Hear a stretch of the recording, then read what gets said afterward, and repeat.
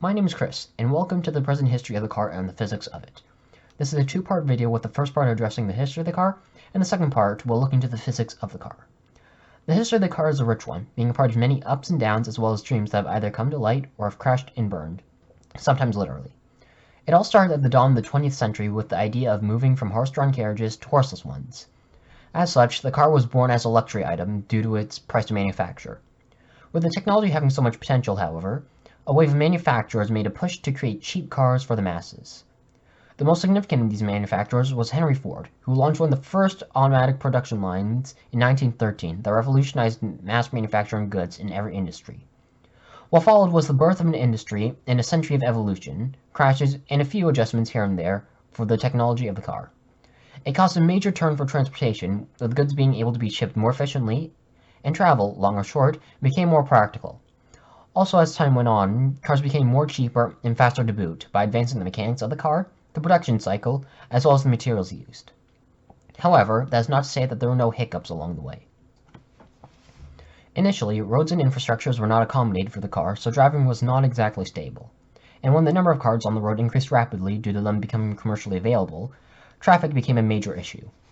Cars also guzzled gasoline, such that when crude oil prices rose, some families starved as a result of how necessary a car was sometimes. They also produced emissions of carbon monoxide and other toxins that polluted the air when they used the gasoline, which can cause long-term health concerns when breathed in. The cultural impact aside, another issue that arose was the safety concerns of driving one of these metal beasts. Getting hit by a piece of metal that's 40 times your weight and going 40 plus kilometers per hour doesn't exactly bode well for your health. Neither does being in one when it meets an immovable object or another car. Thankfully, due to these concerns, many leaps and bounds have been made to the technology to address these cultural changes, environmental concerns, and possible crashes, both market and possibly fatal. Cars have since been made to be more efficient, using less gas or better alternatives like biofuels or electricity. There are now policies that require manufacturers to restrict how much emissions a car may output.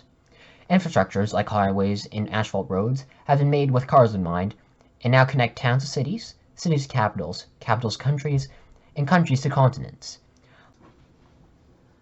Most importantly, there have been improvements to a car's safety features like automatic braking systems, tires with improved friction, and sun visors so that accidents can be prevented before they even happen. And even if you were to meet an immovable object or another car in one of these, you can likely walk away safely with automatic airbags, seatbelts, and much more to make sure you stay safe.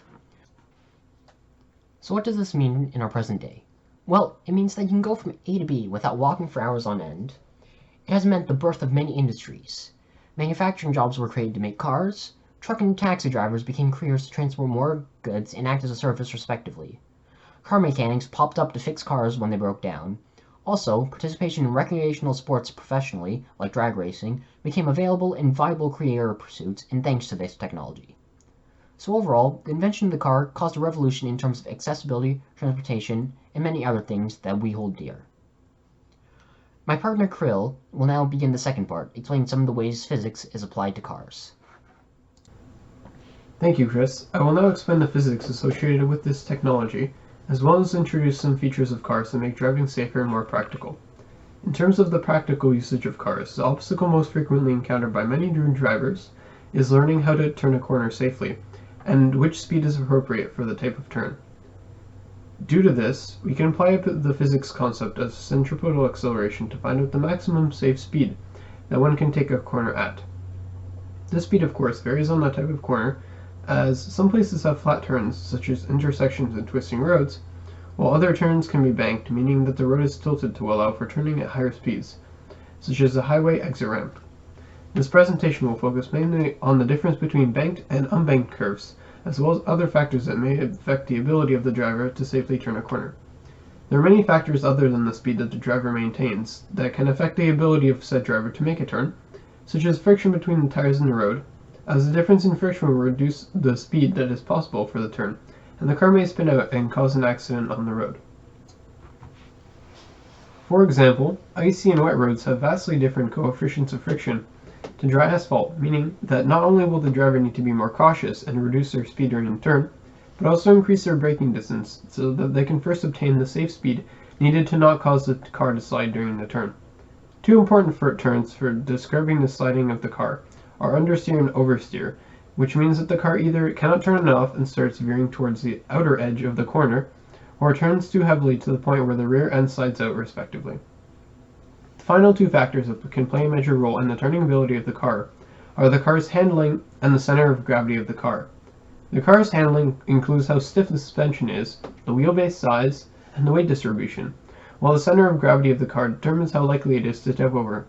All these factors have various effects on the stability of the car during the turn, and will increase the safe speed that the car may turn at, meaning the calculations for the safe speed may be different from actual real-life testing. Now, I will explain the mechanics of how centrifugal force is actually used, and how we can apply these net force formulas, as well as the concept of centripetal acceleration, to calculate the maximum safe speed that the two different types of corners can be turned at.